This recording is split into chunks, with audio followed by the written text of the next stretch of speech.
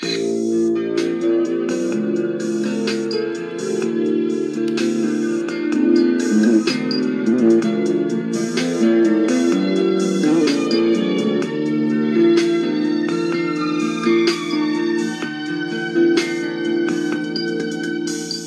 dating landas ko, di alam kung saan patungo. Puso at isip ko, litong-lito. Ngunit ikaw, Jesus, ang sa'kin nagbigay gabay. Inakay mo ako sa landas ng buhay. Ang puso ko'y gagalak na magpuri sa ngalan mo. Ang ibig ko'y laging laan sa pagsamba lamang sa'yo. Tunay ngang dakila ka, O Diyos, sa buhay kong ito. Kaya't walang hanggang papuri ang alay. Ang alay ko sa'yo.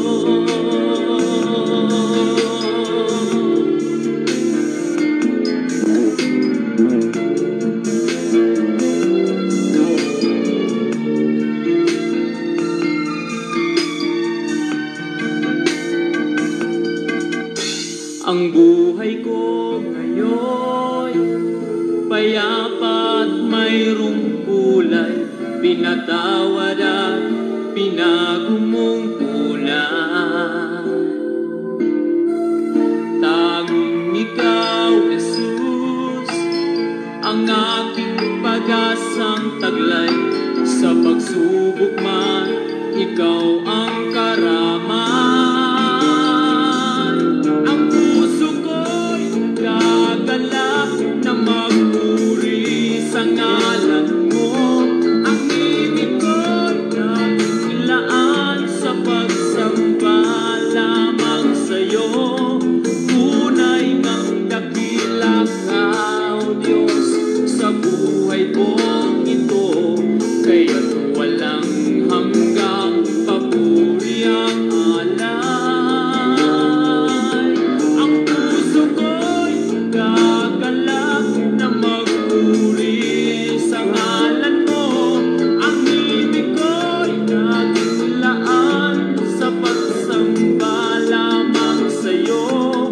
Tunay ngang dakila ka, O Diyos, sa buhay kong ito. Kaya't walang hanggang papuri ang alay.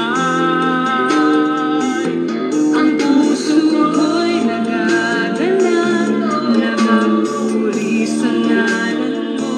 Ang ibig ko'y laging laan sa pagsamba lamang. Purihin ang pangalan ng ating Panginoong Hesukristo. Mga kaibigan at mga kapatid, muli isang mapagpalang umaga sa inyong lahat sa pangalan po ng ating Panginoon. Sa awiting ito na inyo pong napakinggan ay muli pong sumasa inyo ang programang Si Jesus ang Buhay na Pag-asa. Kayo po ay nakikinig sa himpilan ng New Gen FM 100.7 at tayo po ay napapanood sa page ng UPC Bulan Church sa ating Facebook Live.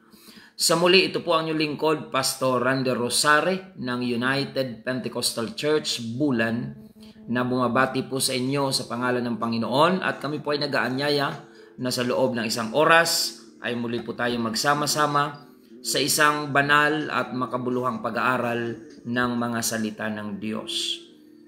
Welcome to our program, Si Jesus ang Buhay na Pag-asa. Ang programang ito ay araw-araw po nating napapakinggan dito po sa radyo, sa himpilan ng New Gen FM 100.7. At tayo po ay napapakinggan dito po sa Bayan ng Bulan at sa buong probinsya ng Sorsogon. Salamat po sa Diyos sa panibagong umaga, mga kapatid, na ipinagkaloob sa atin ang mahimbing na pagtulog sa magdamag at tayo ay nagising sa umaga ay isang pagpapalang hindi natin maitatanggi na dapat nating ipagpasalamat sa ating pong Panginoon.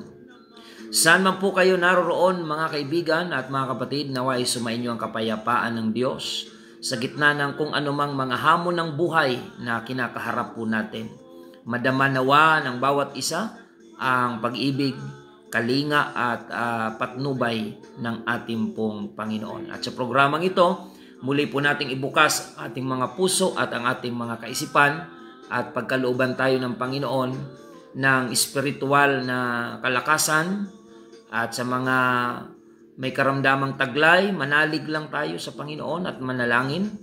Ang ating pananampalataya sa Diyos na may kasamang pananalangin at pagsunod sa Kanyang kalooban ay magdudulot po ito sa atin ng kagalingan at higit sa lahat, kaligtasan ng ating kaluluwa. Salamat po sa Diyos sa katagumpayan. Kahapon ay muli po tayong nagbautismo mga kapatid. Merong isa na nagpabautismo sa pangalan ng ating Panginoon. Good morning kay Nanay Fe Marbella, dyan po sa Barangay Santa Remedios. Pagpalain po kayo ng Panginoon at magpatuloy po kayo sa paglilingkod sa Diyos. At bukas, araw ng Biyernes, ay meron din po tayong babautismuhan. Nagpasya po yung bisita ng linggo. Meron po siyang karamdamang mabigat mga kapatid na pinagdadaanan sa buhay. At siya po ay nagpapasyang ipaglingkod sa Diyos ang kanyang buhay. Kaya bukas, diyan po sa ating panambahan sa Santa Remedios ay meron tayong babautismuhan alas 8 ng umaga. Bukas araw ng Biyernes. At sa ating mga taga-subaybay dito po sa Bayan ng Bulan, just in case na kayo po ay decided na magpabautismo sa pangalan ng Panginoon, just contact me mga kapatid at 0951-932-0038. 0951-932-0038. Yan po ang ating contact number mga kapatid. At sa lahat ng ating mga kapatiran sa 3 congregation na ating pinangangasiwaan sa tulong ng Panginoon, good morning po sa inyong lahat mga kapatid. Ang ating congregation dyan sa UPC Magsaysay Bulan, pagpalain kayo ng Panginoon. Maging ang ating congregation dyan sa UPC Santa Remedios Bulan, i-bless po kayo ng Panginoon. Maging ating congregation dito po sa UPC Iquirino Bulan. Ngayong darating na linggo ay pag-iisahin po natin yung 3 yan na ating pong pinangangasiwaang congregation ng United Pentecostal Church Bulan. Ngayong darating na linggo, ipinag-aanyaya po namin sa inyo mga kababayan ang ating malaking pagtitipon, first Sunday of the month of April. Alas 8 po yan ng umaga dito po sa UPC Compound, Iquirino Bulan. Ngayon pong darating na linggo. So, we invite all our listeners sa radio dito po sa Bayan ng Bulan. Alas 8 ng umaga sa darating na linggo. First Sunday of the month of April. So, sa mga kapatiran, mag-invite po tayo ng maraming mga bisita. Last month of March, sa ating first Sunday service, ay nagkaroon po tayo ng 40 na first-time visitors. At ngayong parating na linggo, ay patuloy pa po tayong mag-invite ng marami pang mga kababayan po natin. Sa mga kapatiran, kung ang inyong nasumpungan na pananampalataya ay naging pagpapala po sa inyo, huwag natin pong sarilinin ang ating nasumpungang mabuting bagay. Ibahagi po natin ito sa iba at dalhin natin sa gawain ng Panginoon ang ating mga mahal sa buhay upang sila rin naman ay magtamo ng kaliwanagan at katotohanan sa ikaliligtas ng kaluluwa. Purihin ang Panginoon mga kapatid. Patuloy po tayo sa ating programa si Jesus ang Buhay na Pag-asa. Good morning dyan sa ating mga kapatiran sa Barangay Hamurawon, si Nanay Levy.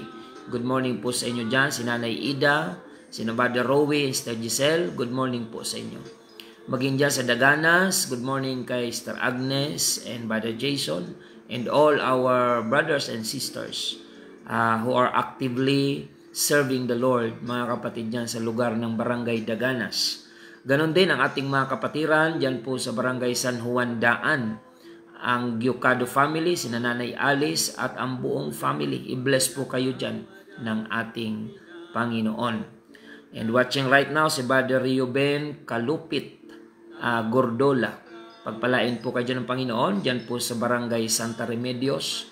Ganon din si na Brother Nestor Gokoyo, dyan po sa Barangay Santa Remedios. And Sister Tess, pagpalain po kayo ng Panginoon. Mag-Anguelas family, dyan sa Santa Remedios. San Juan family, pagpalain kayo ng Panginoon. Ang Solidad family, si Nanay Puring at ang buong family. Isiha family, i-bless po kayo ng Panginoon. Mag-iang mga kapatiran natin dyan sa Barangay A. Bonifacio, pagpalain po kayo dyan ng Panginoon. Ang Neja family, si Nabado JR, pagpalain kayo ng Panginoon. At maging ang Murata family, si Nabad Adam, i-bless po kayo ng Panginoon. Maging ang Guyala family, pagpalain po kayo ng Diyos. Patuloy po tayo mga kapatid sa ating pong programa. Maging si na Brother Makoy Hinete, dyan po sa Barangay Gate, Bulan, at ang kanyang buong family, i-bless po kayo ng Panginoon mga kapatid.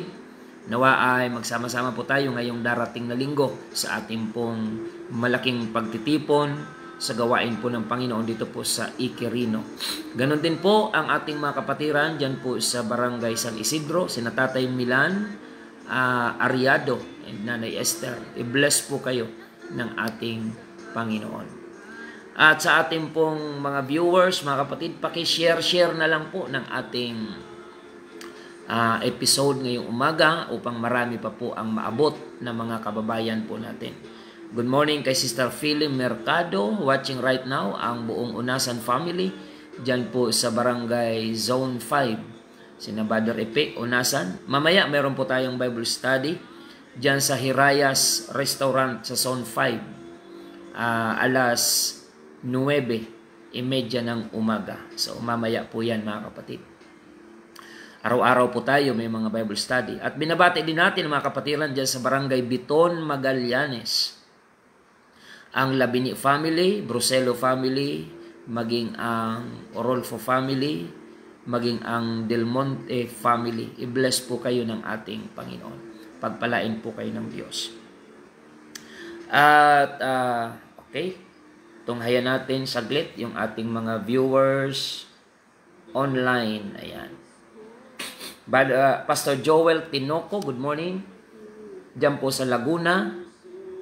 Thank you for inviting your members sa Facebook Live natin para makapanood. Mr. Evelyn Valencia Punsalan, good morning. Si Ma'am Ann Bueson. Mr. Evangeline Honyo Rosin.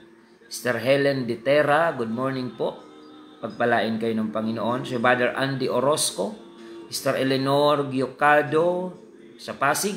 Mr. Christy Desuyo, good morning. Mr. Agnes Laudit, dyan po sa Barangay Magsaysay. Brother Marvin Santos. Mr. Laura Gumban, dyan po sa Lahong. And Brother Edmond and family of Guwan. Pagpalain kayo ng Panginoon. Maging si Mr. Rene Rose Timike, good morning. Thank you for watching. Brother Raymond Hisalan and Mr. Mylene and family, dyan po sa Barangay Iquirino. I-bless po kayo ng Panginoon. April Santos, good morning. Thank you for watching. Maging si Sister Fe, si Mafe, ayan, sa Riyadh po ito, Saudi Arabia. Sister Marife, i-bless po kayo ng Panginoon. Maging Sister Christy Rosari Magkayan, thank you for watching. Sister Angelita Liguro, Sister Agnes Laudit, ayan. Maging si Brother Felix Musa, ito po ay sa Saudi Arabia. Good morning. Pagpalain po kayo dyan ng Panginoon.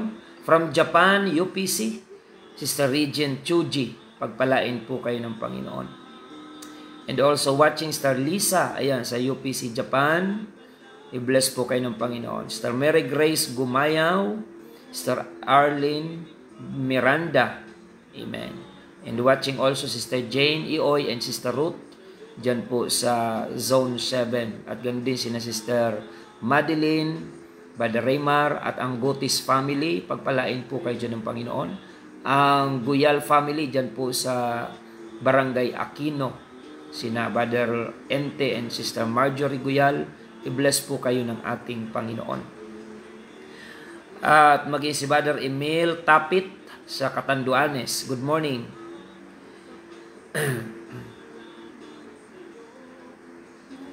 Maging ang We're Living Till Last Days. Ayan. Good morning. Thank you for watching. Sister Irene Albuero, pagpalain kayo ng Panginoon. Sister Erlinda Bandoho Borak. Sister Margie Isiha, thank you for watching. Sister Lita Sultan, dyan sa Taguig. Sister Angelita Castillo. Sister Leticia Garland, thank you for watching. Sister Yuli Albao, good morning. Thank you for watching. Maging ayan, Sister Nancy Graho, thank you for watching. Sister Egina Banisok Tayab, si Brother Joe Lorenzo Acosta, thank you for watching. Maging ayan,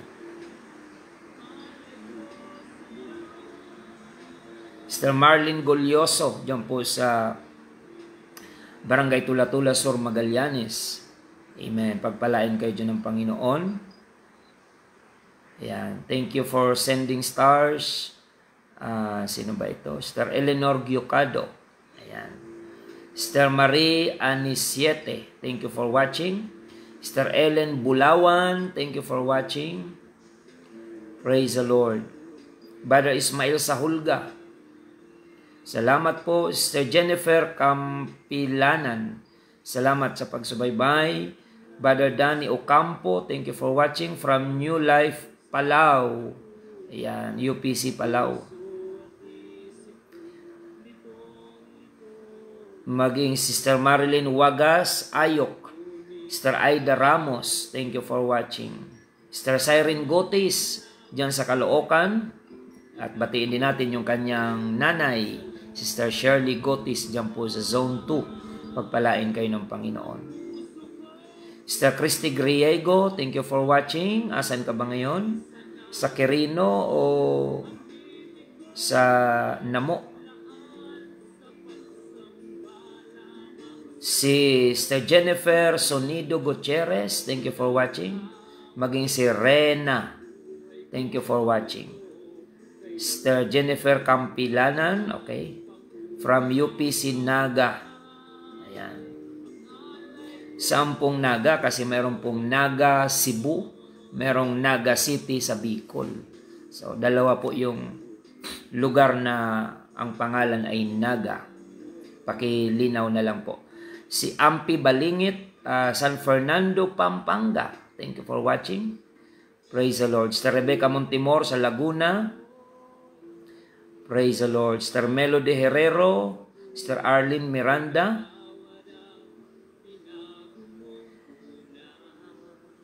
Okay. Sister Consuelo Tapakal. Thank you for watching. Brother Joseph Madrona and Sister Lenny, thank you for watching. Ang ating pong AMD President ng UPC Bulan.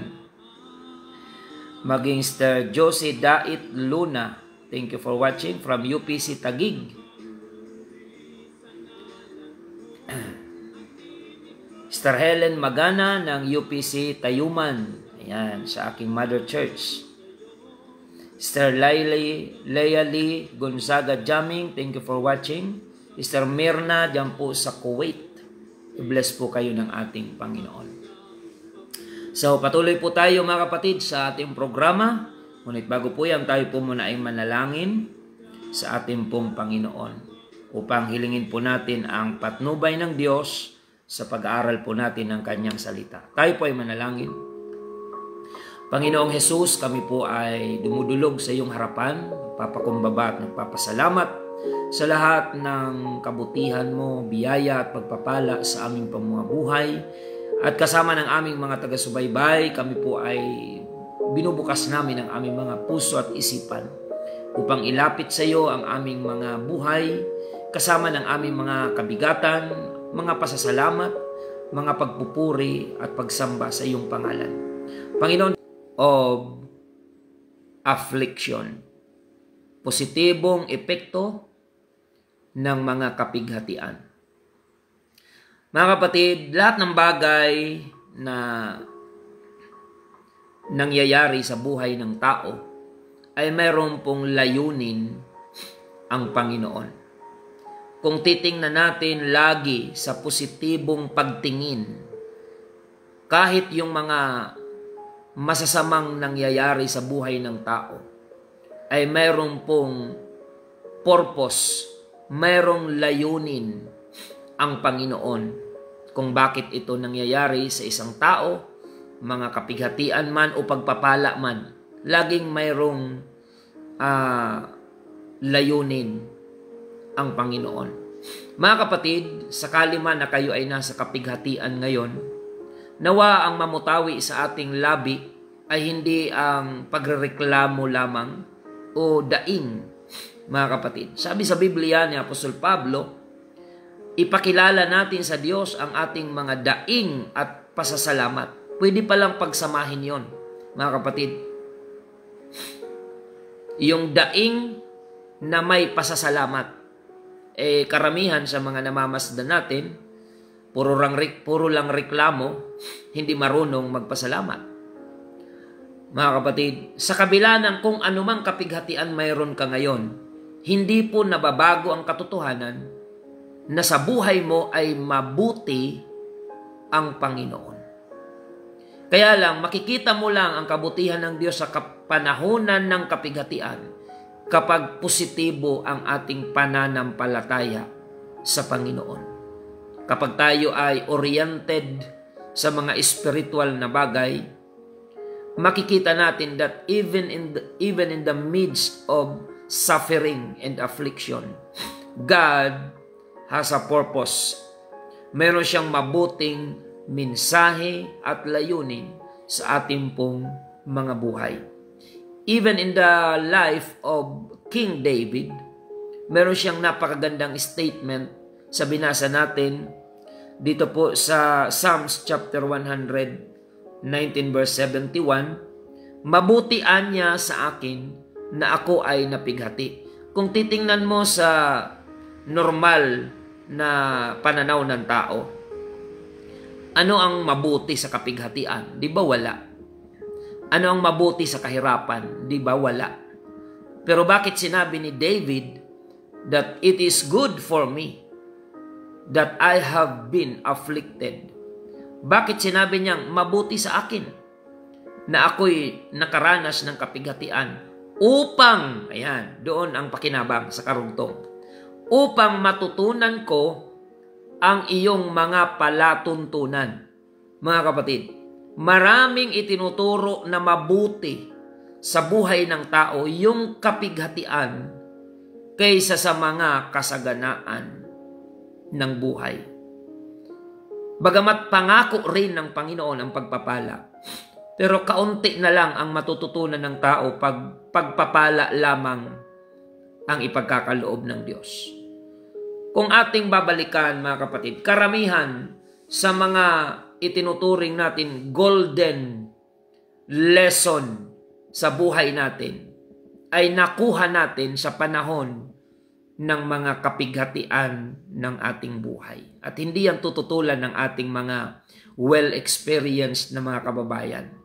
Karamihan sa mga ipinagmamalaki nyo ngayon na mga karanasan sa buhay nyo na nagpatibay sa inyo, hindi po kasaganaan, kundi kapighatian, affliction, suffering. Kung pakikinggan natin ang mga kwento ng mga tao, from rags to riches, mga kapatid, mula sa wala, from nothing into something. Masarap pakinggan yung kanilang mga pinagdaanan, lalo na kung ikaw ay may kasalukuyan ding pinagdadaanan sa buhay na ito. Meron tayong naririnig na kasabihan that experience is the best teacher. Nature kasi ng tao yung ayaw makinig. Nature ng tao yung matigas ang ulo. Pinapayuhan mo, ayaw makinig. Lalo na kapag okay ang lahat sa kanya. Maayos ang kalusugan, maayos ang pamilya, maayos ang trabaho o negosyo. Bihira ang makikinig sa iyo sa payo kapag naroon sila sa ganong ganda ng kalagayan sa makalupang pamumuhay. Kailan ang tao nag-iisip patungkol sa Diyos? Kapag may sakit, kapighatian. Ang hirap nga mag-invite sa simbahan. All things work together for good to them that love God. Sa mga tinawag ng Panginoon, mga kapatid. Yan. Nalalaman natin na ang lahat ng mga bagay ay magkakalakip na gumagawa sa ikabubuti ng mga nagsisiibig sa Diyos. Sa makatuwid bagay niyaong mga tinawag, alinsunod sa kanyang nasa. Kaya alam nyo, kahit yung karamdaman, bagamat hindi tayo nagpapasalamat na may taong mga nagkakaroon ng sakit,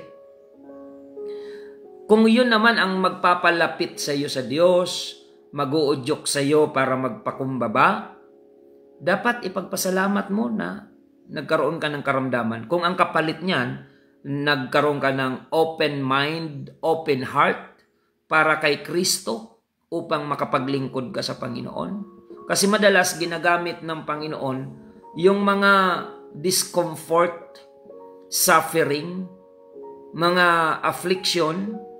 Madalas ginagamit yun ng Panginoon na kaparaanan for us to realize that we are nothing without the Lord. Kasi nature ng tao, mga kapatid, sabi nga, kapag malakas, disco, pero pag may sakit, Diyos ko. Yan ang realidad, mga kapatid. Kaya yung affliction, nakakatulong.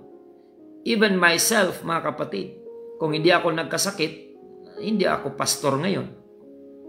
Dahil wala ito sa listahan ng aking gustong gawin sa buhay.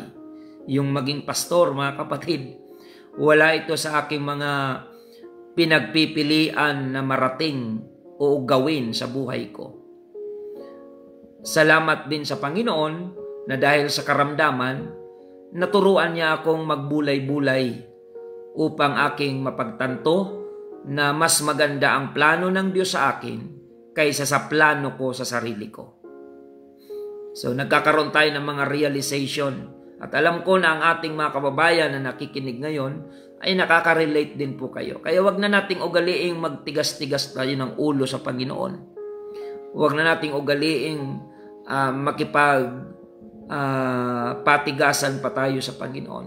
We are nothing without the Lord.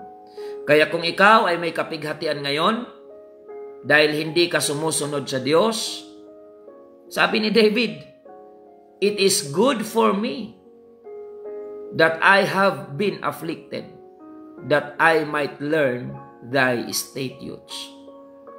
Para bang sinasabihan ni David ang kanyang sarili na buti nga sa akin na ako'y napighati upang matutunan kong sumunod sa Panginoon. Kaya sa mga kababayan po natin ngayon, nung kayo ay walang sakit, matigas ang ulo nyo, ngayon mayroon kayong karamdaman, huwag kayong matisod kung sabihin kong buti nga sa inyo upang matutunan nyong magpakumbaba at kilalanin ang kadakilaan ng Panginoon. I am not happy that you are sick, mga kapatid. Pero sa ikabubuti mo yan. Meron kang cancer, kaya kang pagalingin ng Diyos. Para bang sinasabihan ni David ang kanyang sarili, buti nga sa akin na ako'y napighati. Hindi rin masama kung ibalik ko yan sa iyo. Na kung may karamdaman ka ngayon dahil sa katigasan ng ulo mo, buti nga sa iyo. Upang kung makikinig ka sa salita ng Diyos sa panahon na mayroon kang ganyang pinagdadaanan, matututo ka sa buhay. Matututo kang magpatawad, matututo kang magpakumbaba, matututo ka na kilalanin ang Diyos na may likha sa iyong buhay. Kaya, buti nga sa iyo. Sa ikabubuti mo yan, mga kapatid. Kung titingnan mo sa positibong pananaw, yung purpose ng Diyos, bakit ka may ganyang kapighatian? sa ikabubuti mo yan. Kaya lang, pag hindi mo yan inilapit sa Diyos, ay walang ikabubuti yan. Mamalayan mo na lang sa karamdaman na taglay mo, mawala ka sa mundo, na puro sama ng loob yung nasa puso mo. Pero kapatid, maraming mga may sakit na ngayon masasaya sila dahil nakilala nila ang Panginoon. Maraming mga may sakit at may taningan ang buhay na ngayon maligaya sila. Why? Sapagkat sa mga huling yugto ng kanilang buhay ay nakilala nila ang Panginoon. Maraming nagsasabi sa akin, Pastor, dati ang sama ng loob ko na may karamdaman ako dahil hindi ko na nagagawa yung mga normal kong routine ng buhay ko. But now I realize, Pastor, na kung hindi pala ako binigyan ng Diyos ng sakit, ay hindi rin ako makakapaglingkod sa Kanya. Kaya masaya na ako na kahit may karamdaman ako, pero matapos man ang buhay ko sa mundo, dahil ako'y naglilingkod sa Diyos, mayroon akong buhay na walang hanggan sa piling ng ating Panginoon. So nawa hindi po negative ang dating sa inyo nung mensaheng ito, na kung ikaw ay may sakit, buti nga sa iyo. Dahil sa karamdaman mong yan, diyan ka matututong magpakabait, magpakumbaba. Marami akong kilala, mga kapatid, na ang sasama ng ugali nung walang sakit. Pero nung nagkasakit, mga kapatid, pinagpray ko, abay bumait sa akin, mga kapatid. Dati ayaw makinig sa akin. Ayaw magbukas ng isipan upang pakinggan yung pinapangaral. Nung nagkasakit, nung nagkita kami, pinagpray ko, abay bumait sa akin, kitang-kita ko yung pagbait niya. E di mabuti sa kanya na siya ay nagkaroon ng kapighatian. Kung mas titino yung kanyang buhay, kung mas magiging matuwid at banal ka dahil sa karamdaman na mayroon ka, it's good for you. Dahil mabuti ang Diyos sa lahat ng kanyang pinapahintulutang mangyari sa buhay ng tao. Whether it is good or bad, mga kapatid, our God is still good all the time. Purihin ang pangalan ng ating Panginoon. So mga kapatid, may mga tao na hindi ka talaga pakikinggan hanggat okay ang kanilang pakiramdam. May mga taong hindi ka talaga papansinin, hindi ka papakinggan hanggat sila ay nasa rurok ng tagumpay, ika nga. May mga taong ganon. Kaya ang Diyos ay napipilitang gumamit ng mga kapighatiang kaparaanan upang tayo ay matuto na magpakumbaba, magsisi, manalangin, lalo na kung ang dinodiyos mo na lang ay pera at kapangyarihan, delikado ka kapatid. Kailangan kilalanin mo ang tunay na Diyos. Walang iba kundi ang ating Panginoong Hesukristo. So sabi ni David, it is good for me that I have been afflicted, that I might learn thy statutes. It is in our human nature that we want to be comfortable. Natural. Nobody wants to be afflicted. Human nature natin yan. Gusto natin komportable tayo. Pero sa komportableng buhay, wala tayong gaano matututunan. Ngunit sa mga challenges, kapighatian, sa mga tiisin sa buhay na ito, lalo na kung ang tiisin na tinataglay mo ngayon ay bunga ng iyong mga wrong decision in the past, huwag mong ireklamo yung mga kapighatian na yan. May matututunan ka dyan. Because your experience is the best teacher. And the only way you can appreciate your affliction kung titingnan mo ito in a positive perspective in life. Purihin ang Diyos, mga kapatid. So nawa ay may napupulot po tayong aral sa paksang ito na ating pong pinag-aaralan. Romans 8:18, kahit ang mga mananampalataya, naglilingkod na yun sa Diyos, ay hindi po sila exempted sa mga kapighatian. Sapagkat sabi po ni Apostol Pablo, Romans 8:18, for I reckon that the suffering of this present time are not worthy to be compared with the glory which shall be revealed in us. Sapagkat napatutunayan ko na ang pagtitiis sa panahong ito'y hindi karapat-dapat maitumbas sa kaluwalhatiang mahahayag sa atin. May kapighatian yung mga unbelievers, may kapighatian din yung mga believers. Sino yung mga unbelievers? Yung mga hindi naglilingkod sa Diyos. May kapighatian yan sila. At mayroon ding kapighatian ang mga mananampalataya, mga believers. Pero magkaiba yung purpose nila. Ang kapighatian ng mga mananampalataya ay pagsubok. Kung ikaw ay naglilingkod sa Diyos, sumusunod ka sa Panginoon, lumalayo ka sa mga masamang bagay, at may kapighatian ka ngayon, ang tawag dyan ay pagsubok. Subalit, ang kapighatian ng mga taong ayaw kumilala sa Diyos, ayaw magpakumbaba sa Diyos, ang purpose niyan ay upang tayo paluin. Nang sa ganon ay matutunan natin ang kalooban ng ating Panginoon. Kaya, please identify your suffering. Please identify your affliction. Yan ba ay nararanasan mo dahil sutil ka sa Panginoon? O nararanasan mo yung mga affliction na yan dahil sinusubok lamang ang iyong pananampalataya? Dapat ma-identify mo yan, mga kapatid. Kung ikaw ay tapat na nagsisikap maglingkod sa Diyos at may kapighatian ka ngayon, your suffering at this present time are not worthy to be compared with the glory which shall be revealed in you sa panahon ng pagbabalik ng Panginoon. Mga kapatid, magpakatatag ka. Huwag makilos, laging sumasagana sa gawain ng Panginoon. Magpakatatag ka kung ang kapighatian na nararanasan mo ay may layuning ikaw ay subukin sa iyong pagsisikap na maglingkod ng tapat sa Panginoon. Magpakatatag ka. Pero kung ikaw ay sutil, matigas ang ulo at may kapighatian ka ngayon, huwag ka magpakatatag sa katigasan ng ulo. Magpakumbaba ka. Magsisi ka. Manalangin ka at kilalanin mo ang Panginoon.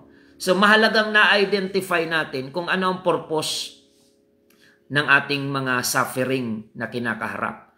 Kung matapat ka naman sa Panginoon, masunurin ka sa Panginoon, at may kapighatian ka, mga kapatid, magpakatatag ka dahil naglilingkod ka sa Diyos. Gawin mo lagi ang tama sa Panginoon. Pero kung lasinggero ka, drug addict ka, drug pusher ka, at may kapighatian ka ngayon, buti nga sa iyo, upang sa kapighatian na yan ay matutunan mong kumilala sa Diyos bago mahuli ang lahat. Yan ang mensahe ni Haring David. Mabuti sa akin na ako'y napighati upang matutunan ko ang mga palatuntunan mo. Mga kapatid, maraming itinuturo ang kapighatian sa buhay natin na hindi natin matututunan sa kasaganaan. Kaya huwag tayong mag-asam ng kasaganaan kung hindi natin napasahan ang mga kapighatian ng buhay na ito. Mga kapatid, dahil kung walang challenge, wala kang maituturing na victory. Wala naman pong boksingerong tinatanghal na champion na wala namang naging laban. Mga kapatid, bakit si Manny Pacquiao ay itinuring na 8th Division World Champion pagdating sa boxing? Dahil hinarap niya lahat ng kalaban. Lahat ng challenger, hinarap niya at nagapi niya. Ganon din po in real life, mga kapatid. Kung ang bawat pagsubok, kung ang bawat hamon ng buhay mo, magrereklamo ka sa Diyos. Imagine si Pacquiao kung bawat hahamon sa kanya ay magrereklamo siya at tatakbuhan niya papalayo. Paano siya ituturing na 8th World Division Champion ng boxing kung ang lahat ng challenger niya ay hindi niya haharapin, rereklamuhan niya? Hindi siya itatanghal na world champion. Ganon din sa paglilingkod sa Panginoon. Kung ang lahat na lang ng pagsubok na mayroon ka ay magrereklamo ka sa Diyos, paano ka itatanghal ng Diyos na victorious kung ayaw mo mang lumaban at hindi mo ipinaglalaban ang iyong pananampalataya.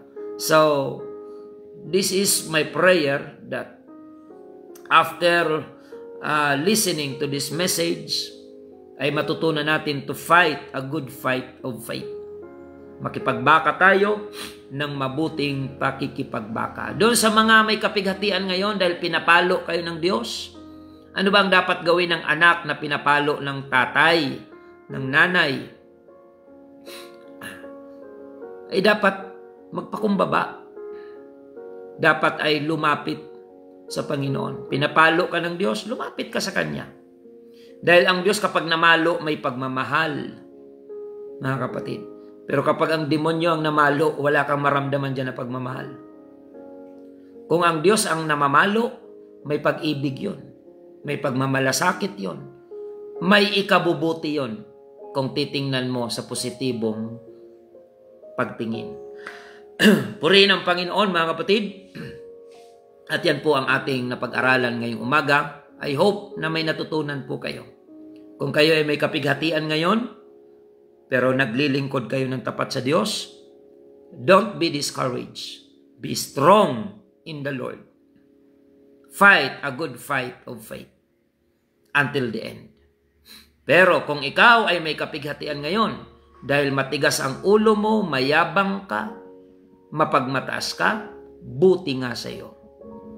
At nawa sa kalagayan mong yan, na may kapighatian ka dahil sa katigasan ng ulo mo, matutunan mong magbulay-bulay, magpakumbaba, at humingi ng tawad sa Diyos. Magpakabait. Mga kapatid, huwag na nating hintayin na lumala yung ating kapighatian bago natin ma-realize na tayo ang may mali. Mga kapatid, may mga tao kasi nasa kapighatian nila kung sino-sino ang sinisisi. Kaya kami nagkaganito, pastor, dahil sa kanila, mga kamag-anak namin, ganito, walang pakialam sa amin. Buhay mo yan eh. Huwag mong isisi sa ibang tao yung kapighatian na pinahintulot ng Diyos sa buhay mo, na may layunin siyang itinuturo sa iyo na mabuting aral. Huwag mong i-blame sa iba yung mga nararanasan mo. Mga kapatid, huwag tayo magturo ng sisisihin kapag may kapighatian tayo sa buhay dahil lamang sa may itinuturo ang Diyos na aral sa buhay natin. Mga kapatid, sa halip na tayo ay magreklamo, magpakumbaba, manalangin, at isang araw, malalagpasan mo yan. Kung natutunan mo na yung aral, bakit ka nagkaroon ng kapighatian, ang sunod na ibibigay sa iyo ng Diyos ay gantimpala.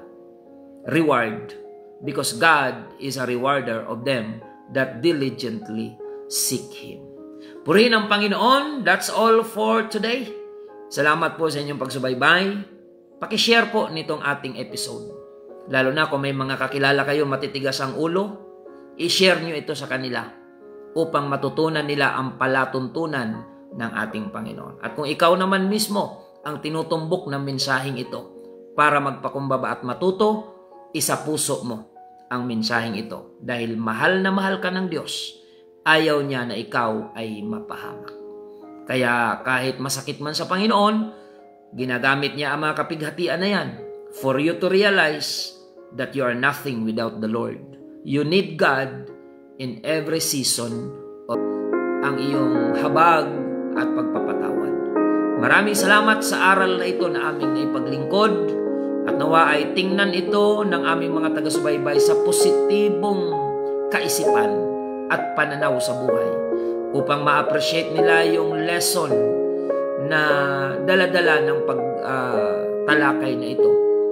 Na hindi kami masaya na may taong napipighati. Ngunit kung iyan ay mayroong kang layunin, ikabubuti nila kung ito ay kanilang maunawaan. Maraming salamat, Panginoon, sa iyo lamang ang papuri at pagsamba. Ito pa kami samot dalangin. In the name of our Lord Jesus Christ we pray. Amen and amen. Mga kapatid, bago po tayo magpaalam, inaanyayahan po namin kayo sa darating na linggo. Mga kapatid, meron tayong malaking pagtitipon sa United Pentecostal Church Bulan.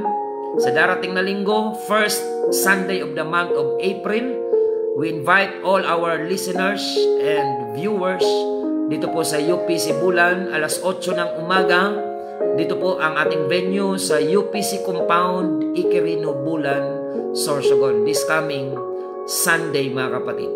At sa mga kapatiran, magtulong-tulong tayo to invite more visitors, family, and friends upang dalhin natin sila sa gawain ng Panginoon. At may mga ilang politician, mga candidates, aplikante sa ating bayan na nagpahayag po ng pagnanais na makadalo ngayong darating na linggo. You are welcome to observe and to join us sa ating pong pagpupuri sa ating Panginoon. Maraming salamat po, and for more inquiries, you can text me at 0951-932-0038. 0951-932-0038. Maraming salamat po sa inyong lahat. Pagpalain kayo ng Panginoon. Pakishare-share po ng ating episode ngayon.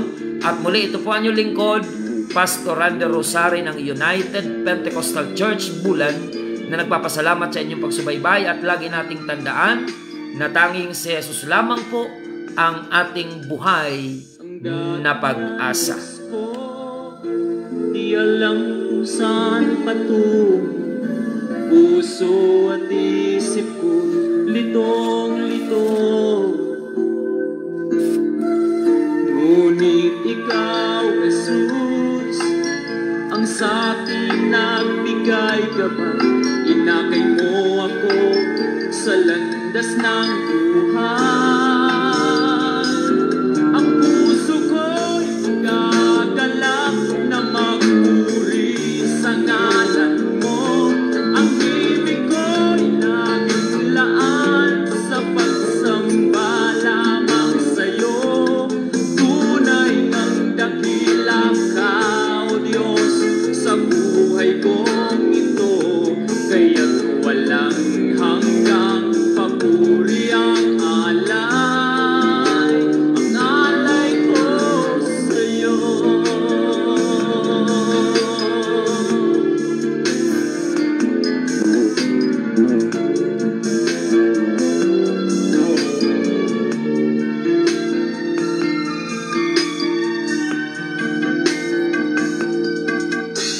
Ang buhay ko ngayon, payapa at mayroong kulay. Pinatawad at pinago mo